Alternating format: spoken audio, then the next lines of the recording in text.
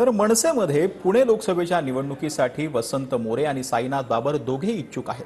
मात्र शर्मिला ठाकरेंनी साईनाथ बाबरांच्या उमेदवारीवरून सूचक वक्तव्य केलंय। पाहूयात। साईनाथ, तुम्हाला वरच्या घरात बघायचंय, दिल्लीला पाठवलं तर दुधात साखर पडेल। पुण्यातल्या मनसेच्या कार्यक्रमातून शर्मिला ठाकरेंनी पुणे लोकसभेचं तिकीट साईनाथ बाबरांना मिळेल असे संकेत दिले। साईनाथ बाबर यांच्या पत्नी आरती बाबर यांच्या वाढदिवसाच्या कार्यक्रमात शर्मिला ठाकरे जे बोलल्या त्याची पुण्यात जोरदार चर्चा सुरू आहे। साईनाथ बाबरांना महापालिकेत नाही तर वरच्या सभागृहात पाठवा, दिल्लीला पाठवलं तर दुधात साखर, असं शर्मिला ठाकरे म्हणाल्या। आरती, तुला वाढदिवसाच्या खूप शुभेच्छा। हे वर्ष तुला एकदम यशस्वी जाणार आहे आणि तू मला सांगितलंस की आम्हाला सगळ्यांना महापालिकेत पाठवा, महानगरपालिकेत, पण मी असं सांगेन तुमच्या घरात फक्त तुलाच पाठवा। मला त्यांना महानगरपालिकेत बघायचं नाहीये, त्यांना अजून वरच्या घरात बघायचंय मला। साईनाथ, मी तिला सांगितलंय की मला तिलाच फक्त महानगरपालिकेत बघायचंय, तुम्हाला बघायचं नाहीये, तुम्हाला वरच्या घरात बघायचंय। पण इतके चांगले उमेदवार होते आपले, इतकी कामं केली होती, पण लोकांनी चूक केली। पण मला असं खात्री आहे की तुम्ही यावेळेला ही चूक करणार नाही आणि चांगले उमेदवार जे तुमच्या फोनवरती अवेलेबल असतात, तुमची कामं पटापट करतात, त्यांना तुम्ही तिथे नेऊन बसवाल। आणि आरती, साईनाथ, बाबू, इथे खूप आपले उमेदवार आहेत की जे चांगले तुमच्यासाठी कामं करतात, त्यांना नक्की मला वरच्या घरात बघायचंय, महानगरपालिकेत बघायचंय, आमदारकीला बघायचंय, दिल्लीला पाठवलं तर दुधात साखर पडेल।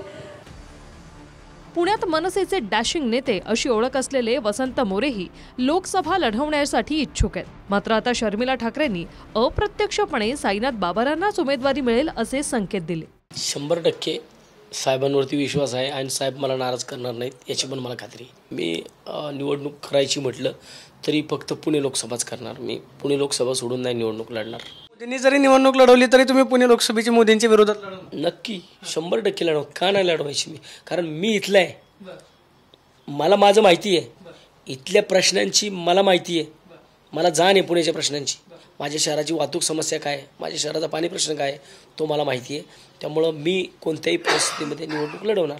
वहिनींनी मला त्याबद्दल खरं तर मनापासून वहिनींचं मी आभार मानलं पाहिजे की वहिनींचं प्रचंड प्रेम हे महाराष्ट्र सैनिकांवर आहे आणि भविष्यामध्ये माननीय राजसाहेब ठाकरे यांनी संधी दिली तर 100% लोकसभा लढण्यासाठी आम्ही सर्वजण तयार आहोत। उलटं काल वहिनींनी सांगितल्यानंतर अजून ऊर्जा घेऊन आम्ही लोकसभेची तयारी करतोय, जेणेकरून भविष्यामध्ये पुणे लोकसभेमध्ये मनसेचा खासदार होईल। वसंत मोरेंनी वारंवार आपण लोकसभा लढवण्यासाठी इच्छुक असल्याचं म्हटलंय, त्यामुळे पुण्यात मनसेकडून शर्यतीत वसंत मोरे आणि साईनाथ बाबर हे आघाडीवरच आहेत। पण शर्मिला ठाकरेंनी बाबर यांच्याबद्दल सूचक विधान केलंय। तर दुसरीकडे बाबर यांच्या कामाचं कौतुक करताना उद्धव ठाकरेंवर नाव न घेता टोला लगावलाच। मी तर म्हणेन कोविड काळात आपल्या पक्षाने जेवढी कामं केली तेवढी कुठल्याही पक्षाने केली नव्हती। तेव्हा तर सगळे सत्ताधारी होते, ते घरी बंगल्यात बसलेले होते मंत्री, आणि आपला पक्ष रस्त्यावर होता। आपण आपले खूप चांगली मुलं कोविडमध्ये दगावली, पण तरी मी अभिमानाने सांगेन की आमचा पक्ष एवढी कामं करतो।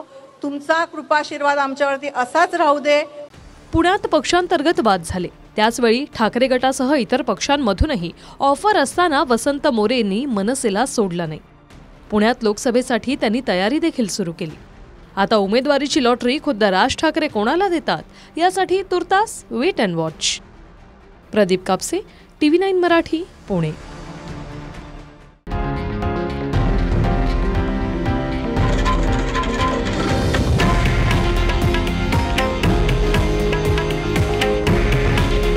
हे आहे देशातील नंबर 1 न्यूज नेटवर्क आणि आपण पाहत आहात TV9 मराठी। काळजी तुमची, हित महाराष्ट्राचं।